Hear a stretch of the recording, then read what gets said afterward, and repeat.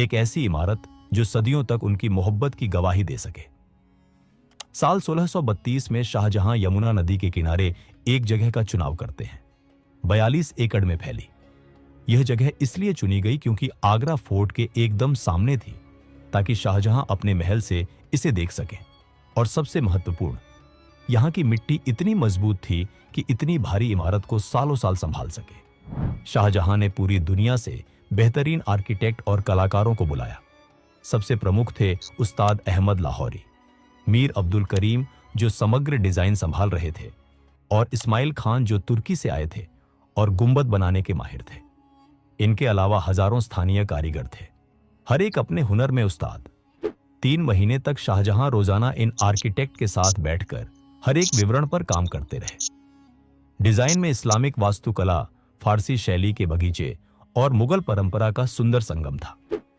एक रोचक बात, ताजमहल की चारों कोने पर जो मीनारें हैं वो बिल्कुल सीधी नहीं है। उन्हें जानबूझकर थोड़ा बाहर की तरफ झुकाया गया है, ताकि भूकंप या हादसे में वो मुख्य इमारत पर गिरने की बजाय बाहर की तरफ गिरे। अब शुरू होता है शायद सबसे मुश्किल काम, निर्माण सामग्री लाना।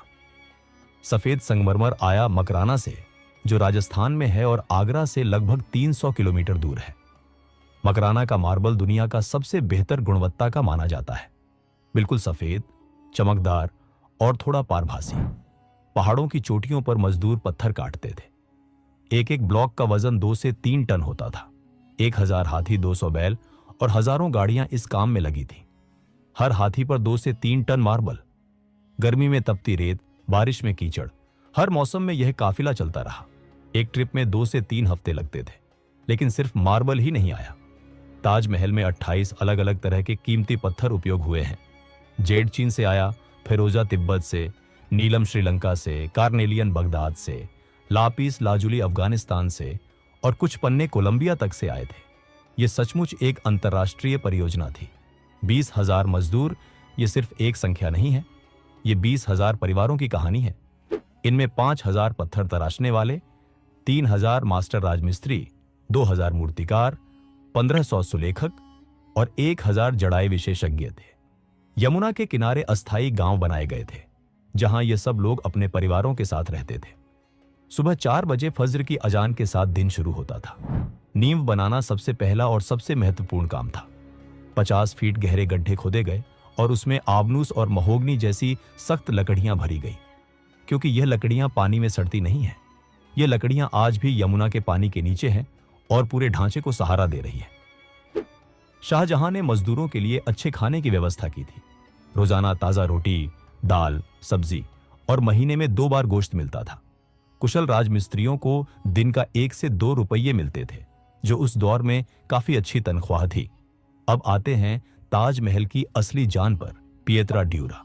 ये एक इतालवी तकनीक है जिसमें रंगीन कीमती पत्थरों को मार्बल में इस तरह फिट किया जाता है कि एक सहज डिजाइन बन जाए। पहले मास्टर सुलेखक मार्बल पर डिजाइन बनाते थे, फूल, बेल, ज्यामितीय पैटर्न, कुरान की आयतें। फिर पत्थर तराशने वाला विशेष औजारों से मार्बल में बिल्कुल सही आकार की नाली खोदता था। कहीं कहीं 1 इंच के क्षेत्र में 50 से 60 अलग टुकड़े फिट किए गए हैं। हर कीमती पत्थर को अलग से घिसकर सटीक आकार दी जाती थी। फिर पत्थर को नाली में फिट किया जाता था। बीच में एक विशेष चिपकने वाला पदार्थ लगाई जाती थी, जो चूना, अंडे की सफेदी और विशेष रेजिन से बनती थी। यह इतना मजबूत था कि 400 साल बाद आज भी यह पत्थर अपनी जगह पर मजबूती से लगे हुए हैं। जब सारे पत्थर लग जाते तो पूरी सतह को पॉलिश किया जाता था। अंतिम परिणाम इतना परफेक्ट होता था कि आप हाथ फेरो तो जोड़ महसूस नहीं होते। एक 10 गुणा 10 फीट का पैनल पूरा करने में 6 से 8 महीने लग जाते थे।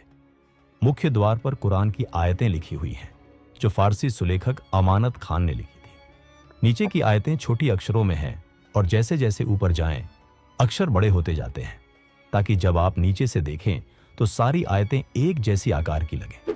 ताजमहल का गुंबद शायद सबसे चुनौतीपूर्ण हिस्सा था। यह 44 मीटर ऊंचा है और 58 फीट चौड़ा है।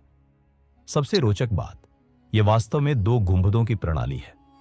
आंतरिक गुंबद लगभग 80 फीट ऊंचा है और बाहरी गुंबद 115 फीट ऊंचा है। दोनों के बीच खाली जगह है। ऐसा इसलिए कि एक ही मोटा गुंबद बहुत भारी होता और अंदर से संतुलित रखना जरूरी था। गुंबद की आधार पर एक ठोस पत्थर और ईंट का 15 फीट मोटा छल्ला है, जिस पर पूरा गुंबद टिका है।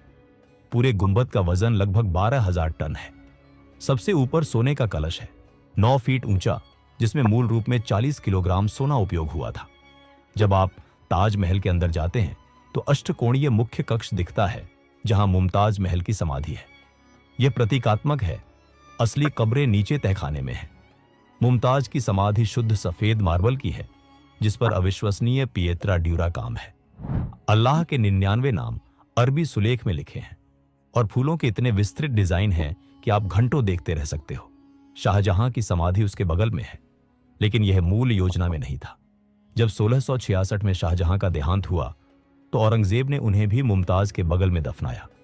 इसकी वजह से मुमताज तकनीकी रूप से केंद्र में नहीं है। समाधियों के चारों तरफ मार्बल की जाली है, गूंज सुनाई देती है। 20 साल की मेहनत के बाद 1653 में ताजमहल पूर्ण हुआ, लेकिन जिंदगी ने शाहजहां के साथ एक और क्रूर मजाक किया। 1658 में औरंगजेब ने सत्ता के लिए युद्ध किया और शाहजहां को आगरा किले में कैद कर दिया। अंतिम 8 साल उन्होंने उस किले में गुजारे, जहां से वो सिर्फ एक खिड़की से ताजमहल को देख सकते थे।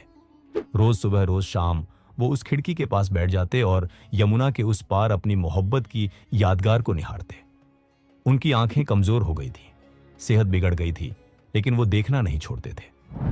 1666 में जब शाहजहां इस दुनिया से गए तो औरंगजेब ने उन्हें मुमताज के बगल में दफनाया। आखिरकार वो अपनी मोहब्बत के पास पहुंच गए। तो दोस्तों, ये थी ताजमहल की असली कहानी। 20,000 लोगों की मेहनत, 22 साल का सफर और एक ऐसी मोहब्बत जो मौत से भी ज्यादा ताकतवर निकली। बिना आधुनिक तकनीक के कैसे यह चमत्कार हुआ? जवाब है समर्पण में, योजना में और मानवीय हौसले में। आज ताजमहल सिर्फ एक इमारत नहीं, यह हमारे पूर्वजों की विरासत है। अगर आपको यह कहानी पसंद आई तो लाइक करें, शेयर करें। मिलते हैं अगले वीडियो में। खुश रहिए। धन्यवाद।